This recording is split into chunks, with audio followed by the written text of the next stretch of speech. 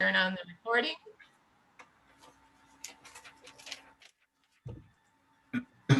So good morning, everyone. I'm Monica Elliott. I'm with the League of Women Voters of Broward County. And this is the gun safety presentation during the Florida League's convention.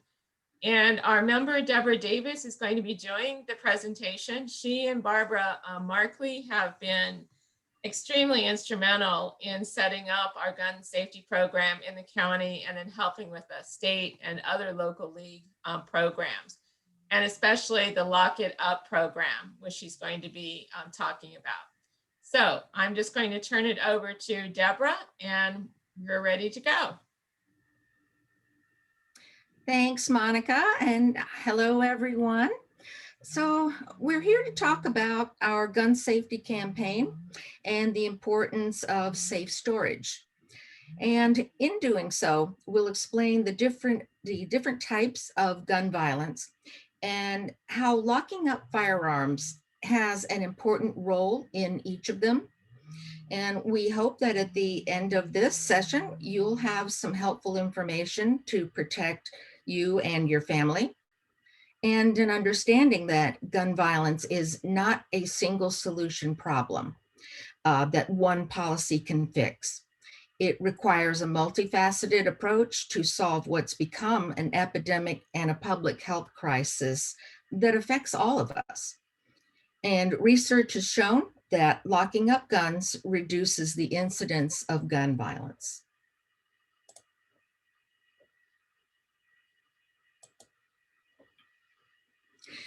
First, I'm going to, and I realize most everyone here already knows about the League, but I'm going to go through my little spiel anyway, because we are recording this and there may be people watching it in the future, we hope. So the League was started in 1920, 6 months before the 19th Amendment was ratified, giving women the right to vote. And it was organized to provide education and experience that the public needed in order to vote. Today, there are 29 local leagues in Florida alone, and men were accepted in 1974, and now 20% of our members are men. We're a nonpartisan organization in that we neither endorse or oppose candidates or political parties. But we are political and we take positions on issues that we have studied, and we encourage active participation in government through two functions: educating the public, because we believe that the basis of good governance is an educated electorate, and also advocating for positions on policy issues that we've studied. And we keep these functions separate. So when we educate, we don't advocate. Now, this is how our advocacy work on gun violence is going. We lobby for gun violence prevention measures, and we educate the public about gun violence. We also promote gun safety programs like the Lock It Up campaign. And we've taken on gun violence because gun violence has taken on an enormous toll on all of us and our families, claiming tens of thousands of lives each year, and many more are injured. It's traumatizing millions and imposing financial burdens that we all share, but especially those that are directly affected. Gun violence is a public health epidemic that affects the well-being of the public safety of all Americans. And it needs to be addressed as such, with more research, more data, and more funding. For the third consecutive year, guns have killed more Americans than car accidents. And 1 in 10 gun deaths are children and teens. And we don't have to accept this. We know we don't live in a war zone. Yet we've gotten used to our children being shot to death in school, on a playground, or at home.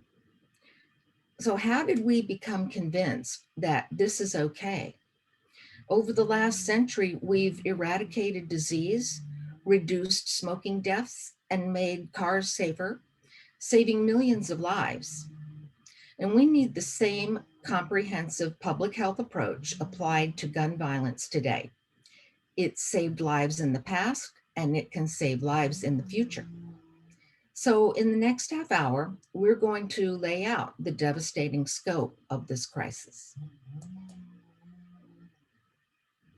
And here are some examples of the Florida League's work. We have been playing a lot of defense on gun bills, and we've defeated all of these bills that you see in front of you, the campus carry, courthouse carry. And we've fought and defeated these bills just about every year because they are reintroduced just about every year with a special push on open carry. And the case against open carry was on full display in places like Michigan and other states that have open carry. We saw a hostile display of assault weapons at protests, at state houses, and at the homes of some of our public officials in late 2020. So this is what open carry opens the door to. Open carry is not self-protection. These weapons are used to threaten and intimidate, as we've seen. Now, some officials will say that laws don't help, criminals don't follow the law. And that's just not true. The state of Connecticut passed a permit to purchase law in 1995, and homicides fell 40% in the next decade. Contrast this with Missouri. They repealed theirs in 1997, and their homicide rate jumped 14% in the next 5 years. And gun rights advocates like to point to Chicago, but they don't mention Indiana next door with weak gun laws. And all you have to do is drive across the state line, buy all the guns that you want, and bring them back into Chicago and traffic them on the street. But compare this to Hawaii, in the middle of the ocean with strict gun laws and almost no way to traffic in guns. They consistently have some of the lowest gun deaths. So strong gun laws do keep us safe, and they keep us safer than any guy with a gun, good or bad. Now, the development of Lock It Up has enabled us to be more proactive on gun safety and saving lives. We are educating the public on the danger of unlocked guns, and this has become a top priority for us. In 2018, we partnered with the Veterans Administration to provide free gun locks, and our goals are to educate the public, provide gun locks, and place brochures in places like pediatricians' offices, schools, government facilities, just about any place that will have them. These are some of the safe storage options that are available. And the one that we have is the one up top in orange. It's a cable lock. It's not a trigger lock. What the trigger lock looks like is on the gun just below it. It's a little device that attaches on the trigger. But the one we have is called a cable lock. And there is one device that's not up here, but I want to call your attention to it because it's a very important safety device. It's one that should go in a car. It's a car safe to store a gun so that it makes theft more difficult. Because guns left in vehicles contribute to gun theft, gun trafficking, and to crimes that go on for years. A car is not a gun safe, and neither is a glove compartment. There are fast access storage devices widely available for cars for people who feel that they need fast access. And it's imperative that these be used. Gun owners, when leaving the car, should be taking their valuables with them including their gun. But too many don't. And you see this happening where concealed carry is more prevalent. They're exercising their right to carry, but no responsibility. And stolen guns end up in the hands of people who should not have them and contribute to the gun violence epidemic that's taking more and more lives each year. And gun violence is on the rise. Last year, over 40,000 people died from gun violence. Over 100,000 were injured, and over 1 million people have been shot in the past decade. Millions more have witnessed gun violence firsthand, and 3 million children are directly exposed each year, resulting in lasting trauma, communities that are shattered. And guns are now the first leading cause of death among children and teens, with 1,700 each year from homicide alone. And in addition to the human cost, there's an economic cost as well. Each year, survivors bear more of this cost than anyone.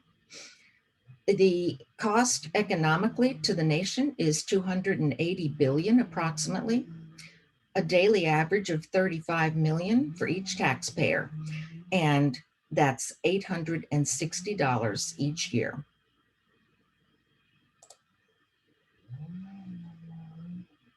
And these are the leading causes of death for children in the US.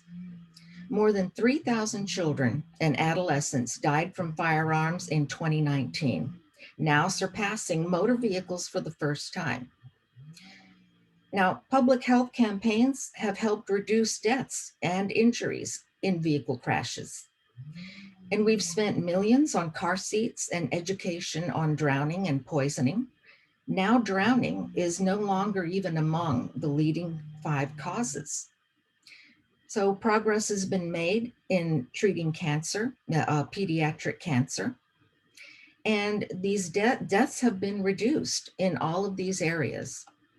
But no progress has been made on deaths from firearms. Instead, they keep increasing. While the number 1 killer, firearms, remain absent from the conversation. And this has to change. For children under 13, most gun deaths occur in the home. And we see too many stories like this because a gun was brought into the home to protect the family and ended up in the wrong hands. And these are not accidents. These are preventable deaths.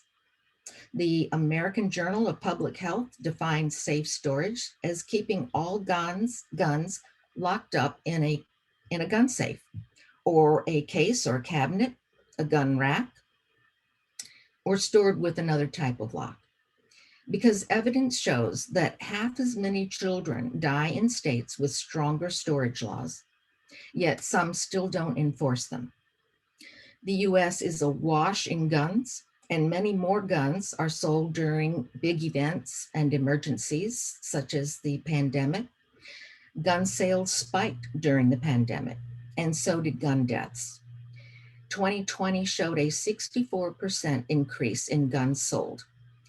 Unintentional shooting deaths by children rose more than 30% March and through May of 2020, compared with the same period in years before. And this year we're on the same trajectory, unfortunately, as sales were higher in March 2021. So we have an epidemic within a pandemic. And this slide shows us what gun ownership looks like in the US, with 4.5 million children in the homes with unlocked guns. And you can see up on the left side of this slide, 1 in 3 US homes with children under 18 has a firearm. And 43% of these homes have an unlocked firearm. 3 in 4 children ages 5 to 14 know where these guns are located in the home. And parents don't realize this. But 36% of these children admit that they've handled a gun without the parents' knowledge. So while children under 13, gun deaths most frequently occur in the home, older children and teens are more likely shot outside the home. And 75% of teens who take a gun to school commit homicide or use it to take their own life, get the gun from home. And this includes mass shootings at school.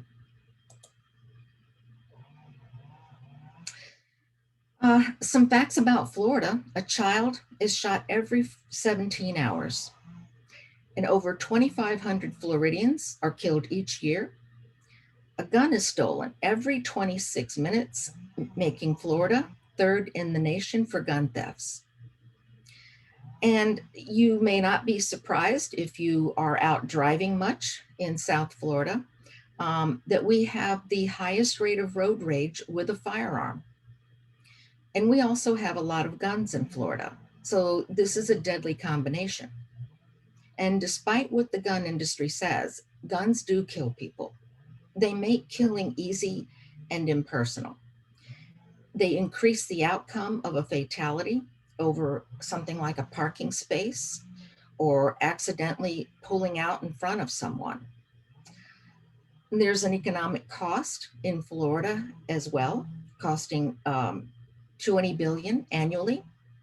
That's 855 million to taxpayers each year, and an average of over $900 for each taxpayer every year, whether you own a gun or not. And for a business, we've seen so many mass shootings recently. For a business where there is a mass shooting, their expenses go up as well. This is a cost for industry. They have a loss of workers and production. They have to train and hire new workers. They probably have multiple lawsuits from the victims' families. And many will have to start hiring security. And for the victims, they have lost wages and many lose their businesses. They also, many of them lose their entire savings. They have the trauma and PTSD of being shot. They also have rehab and physical rehab and mental rehab going on for many years. And strong gun laws correlate to state cost. The state of Louisiana has the highest levels of gun deaths, and the cost to each of the residents averages almost $1,800 per year. The state of Massachusetts, with strict laws and the lowest rate of gun deaths, averages a little over, well, almost $300 a year, $260 per year. And hopefully you all don't hear the landscape people outside. Seems like they do this every time I'm going to do a presentation. So in Florida, there is no permit required to buy a firearm, including rifles and shotguns. A permit is needed to conceal carry, and there is a background check if you purchase a gun from a licensed dealer, but not in a private sale and not at a gun show. We are a stand your ground state, which expands the right of self-defense in public. Now, after Parkland, Florida improved many of its gun laws, but we still have a long way to go. Some of the improvements include raising the minimum age to purchase firearms to 21. We are now requiring a 3-day waiting period on purchasing from dealers. They created an extreme risk protection order, which I'll go into on the next slide, and they banned bump stocks.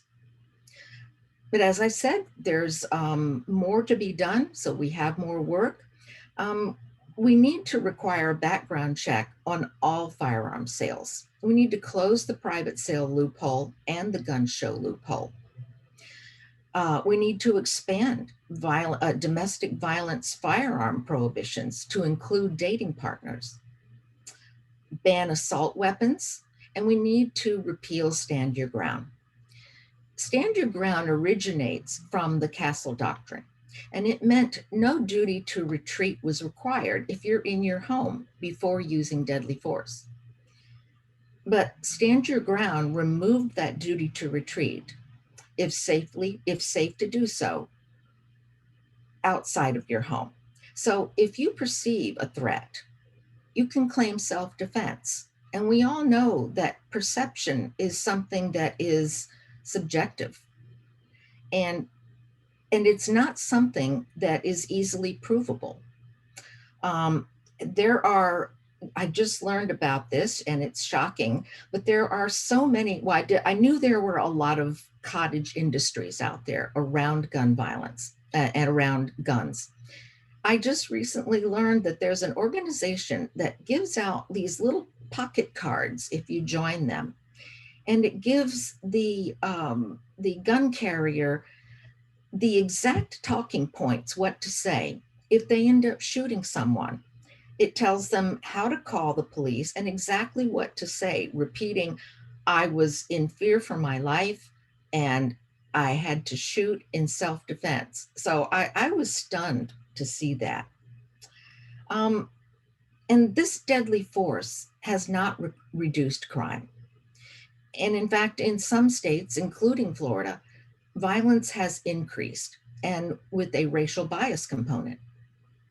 Firearm homicides increased 32% in Florida after it was enacted. And there are over 2 million Floridians with a concealed weapons permit as of March.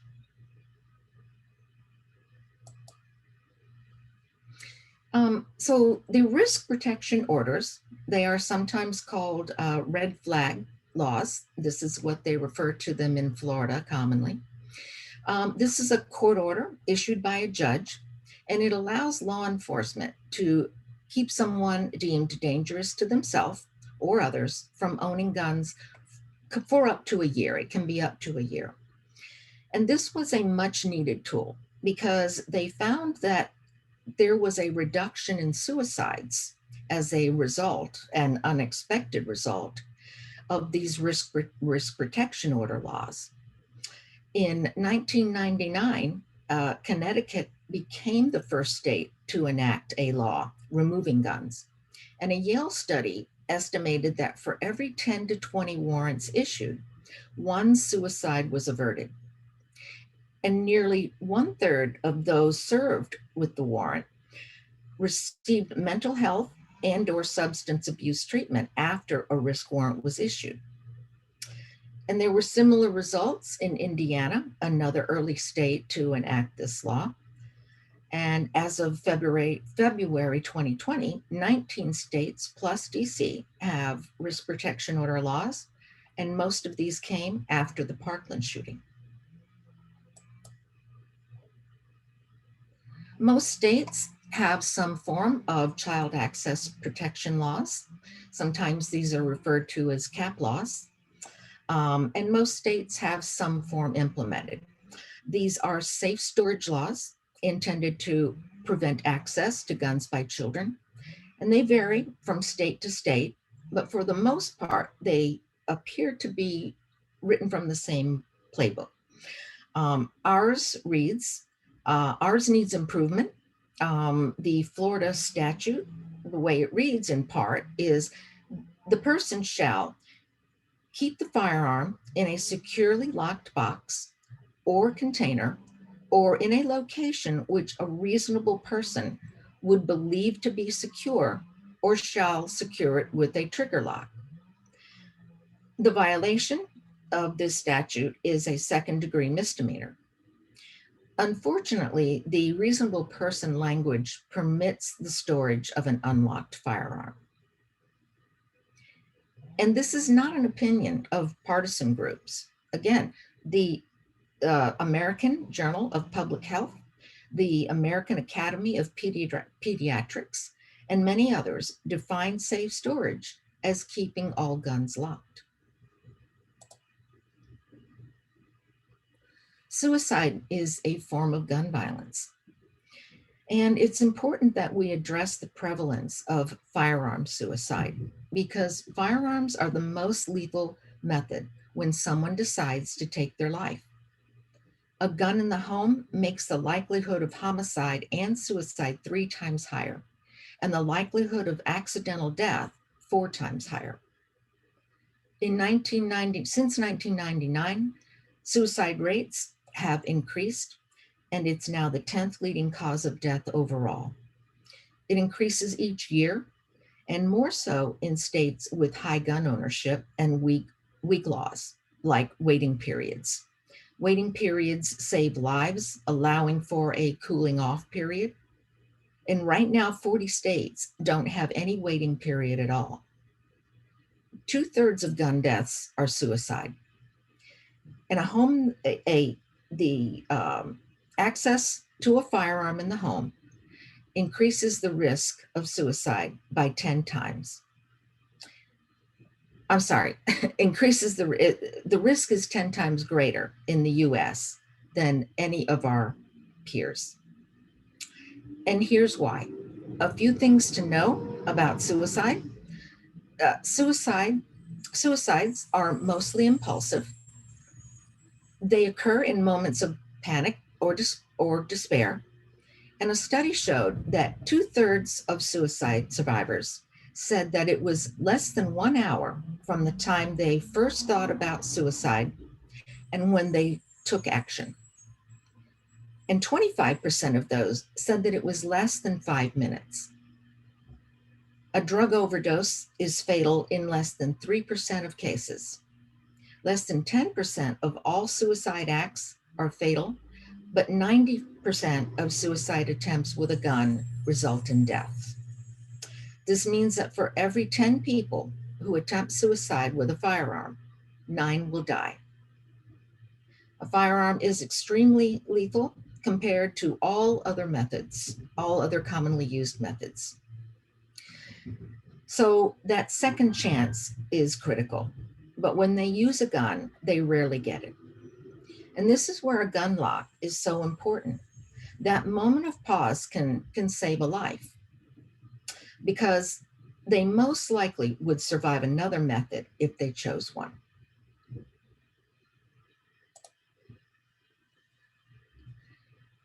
Many people believe that having a gun in the home makes them safer and protects their family, but it actually puts the entire family at risk. When it comes to suicide, means matter. Every day, 2 children and teens die from gun suicide or survive an attempted gun suicide. Adolescents are especially associated with impulsive behavior, and suicide is the second leading cause of death in the age group of 10 to 34-year-olds. Research shows that sometimes there is a period of depression leading up to a suicide, but mostly it's impulsive and driven by a temporary problem. It also shows that of those who have survived a suicide attempt, only 1 in 10 will go on to die by suicide. So it's important to dispel the myth that they will find a way. Most won't seek another method. But if they do, if you can stop them from reaching for a gun, you'll probably save a life. So if a teen is depressed, remove the guns from the home if possible, or lock them up, but don't assume that hiding is enough.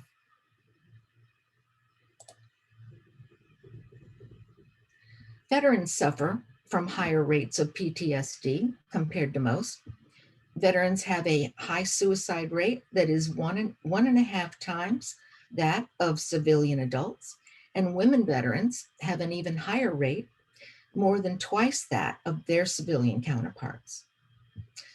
Veterans also have a much higher gun ownership rate. While only 1/3 of Americans own firearms, nearly half of all veterans own guns. A gun in the home triples the risk of suicide for veterans. 70% of veteran suicides involve a gun. And first responders are also a high risk category. 6,000 men and women who put their lives on the line take their lives each year. So if you know a veteran or anyone in a crisis, ask if they're thinking about taking their life. It won't put the idea in their head. It just shows that you care. And ask if you can hold on to their gun or help find storage. You know, when they studied which factors determine whether a suicide attempt ends in a fatality, they find that the likelihood of death depends primarily on the method used.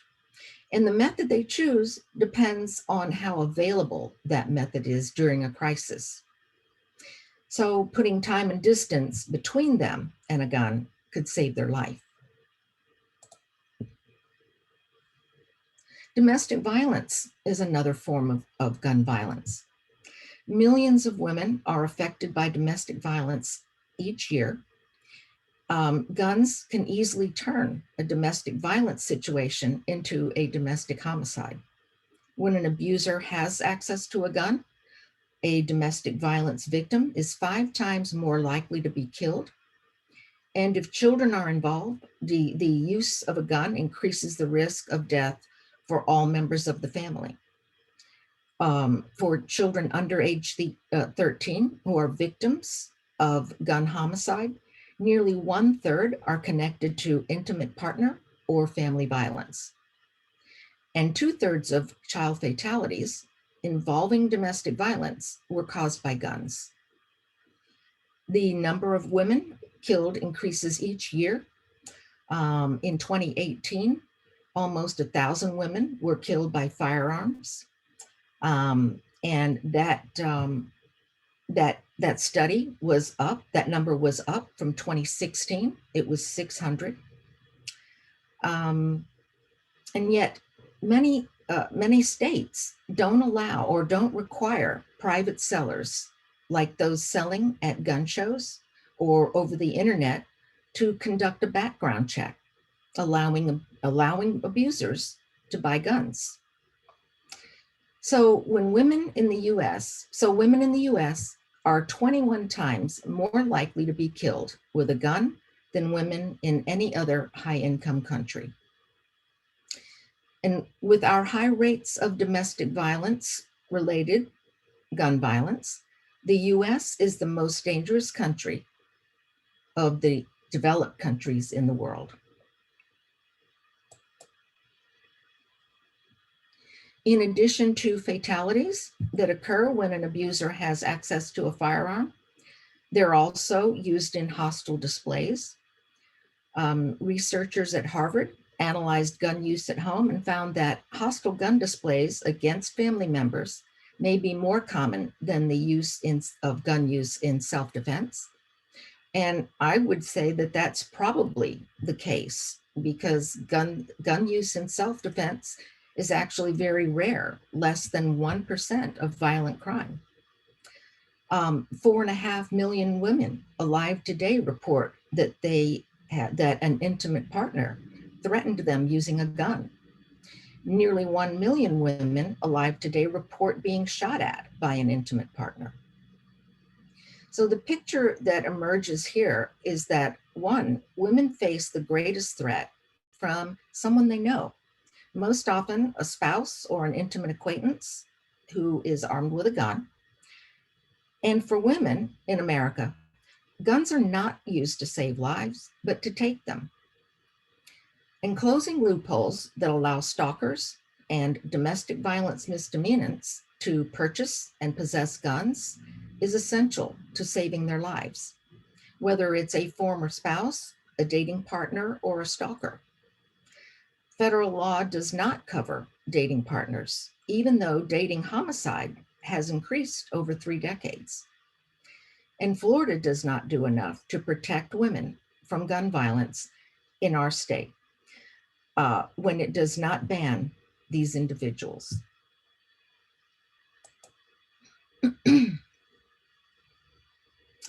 Gun theft is on the rise and continues to fuel gun violence. In 2017, a study indicated that approximately 380,000 guns are stolen each year.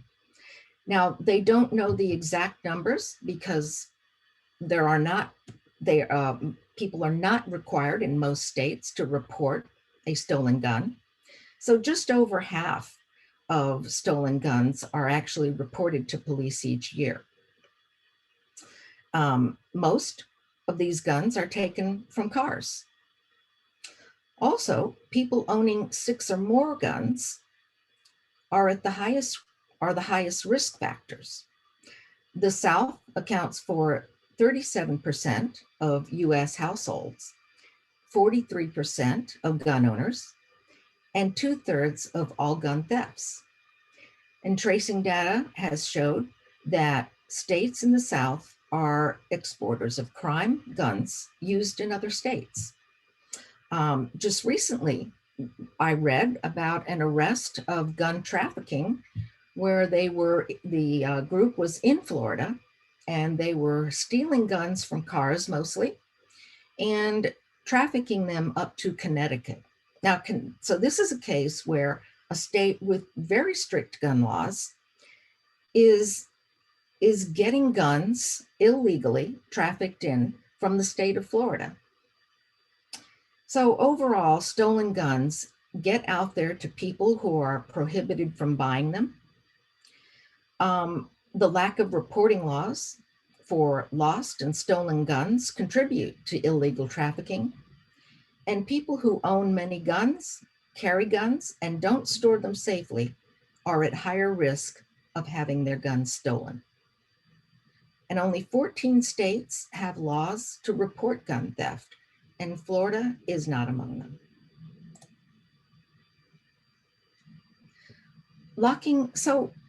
We know that locking up firearms lowers the risk of all forms of gun violence. Unintentional shootings, especially shootings involving children, domestic violence shootings, suicides, and homicides. They promote responsible gun owning practices and prevent unauthorized users from accessing guns. And this is only one part of the multifaceted approach that's needed, though. So as you can see, it's not just one simple fix that's going to solve our gun violence problem. We need a comprehensive approach when it comes to gun violence, and there are many ways to be a part of preventing gun violence and protecting your family. One of the biggest and very important thing that you can do is to ask if there's an unlocked gun in the home before sending your child to play there or to a caretaker, even a relative's home, grandparents. Ask about guns in the home before a teenager goes on a babysitting job or to a new group housing situation. And very important, ask about guns in the home if you know someone is in a crisis and at risk of harming themselves or others. Many elderly are alone right now and depressed, and they need to know that someone cares because many of them have guns. Other ways to help out, stay informed, get involved. 1 in every 5 guns are sold without a background check. Most are via the internet and gun shows. And 90% of the public wants a background check. Homicide rates have been cut in half since the Brady Law went into effect. And the Brady Law is responsible for the background check system that we have now.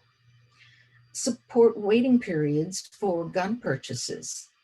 Studies show that laws imposing a delay between buying a gun and bringing a gun into the home are associated with reductions in suicides and homicide. The recent tragedy in Georgia, where the young man bought a gun the very same day he went out and killed 8 people. And Georgia is among the 40 states that require no waiting period for guns. So supporting common sense gun legislation like this saves lives. Like Mothers Against Drunk Drivers campaign, Our goal is to change the narrative about guns, not to take guns away. This is not about taking guns. Mothers Against Drunk Drivers didn't want to take cars away, and they didn't want to tell people that they couldn't drink. And we're not saying that you can't have a gun, but we do want responsible gun ownership, like responsible drinking and driving. Not too long ago, I heard one of our senators saying at a congressional hearing, well, you know, we have a lot of drunk drivers out there, and maybe we should do something about that. But we don't want to go after all the sober drivers. And you may recall, though, that that's just exactly what Mothers Against Drunk Drivers did decades ago. And now we have legal alcohol limits that apply to everyone. And it has saved thousands, if not millions of lives. The data shows it. We've passed car seat laws to protect children and save lives, airbags to save lives. So shouldn't we do something about the #1 killer of our children and teens, or a weapon of war that terrorizes us when we leave our homes, or all the guns that fall into the wrong hands and are used against us if we accidentally cut someone off while driving, or if they decide that we're a threat that warrants deadly force?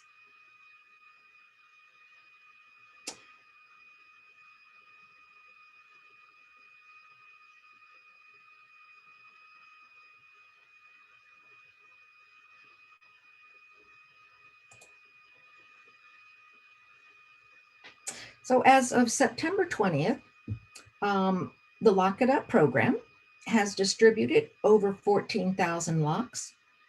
And this is one component of gun violence prevention and saving lives. But we need more. And we hope to encourage others to feel empowered when it comes to gun safety in their community.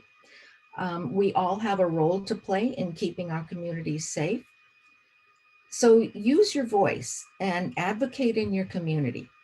We need to take back the conversation and move it forward. We need to take back the norm. We can't allow this to be the norm. We're a smart country, and there's no reason not to have common sense gun measures to prevent gun violence. In fact, there's only one reason that we don't. And finally, if you own a gun or you plan on getting a gun, get the proper storage device. If you can make it harder for someone to reach for a gun and they reach for pills instead, you probably not only saved a life in the short term, but in the long term as well. Before we go on to take questions, if you know of someone who might benefit from this information, please take a moment to jot it down or photograph the screen and provide it. Give it to someone who you think may need the information. We also invite you to join your local league's gun safety action team. Let's see, we normally put this information into the chat, but I don't think we have it available today, but we can probably announce something at the end so that at the recording, it'll be available for others. So thank you for spending this time with us, and we can go on to take questions now.